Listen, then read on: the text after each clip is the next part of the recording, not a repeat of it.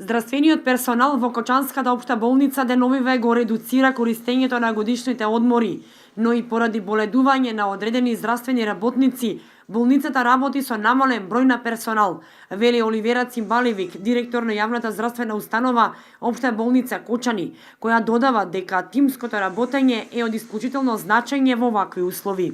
Заради тоа што имаме намален број на здравствени работници, меѓутоа и дел од постоечкиот кадар користи боледување, така да тоа додатно ја отежнува состојбата во организацијата.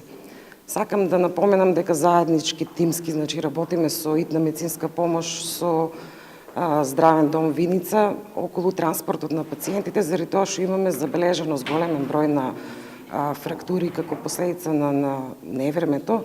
Сите тимски сме организирани и околу транспортот на пациентите. Поради екстремно ниските температури и зголемениот број на лица со грип во Кочани, строго е забранета посета на болните лица на оделенијата што функционираат во склоп на општата болница.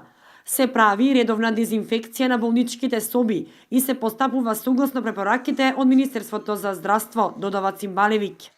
Дезинфекциони средства имаме поставено на соодветни места, засилена е дезинфекцијата на подови, на работни површини.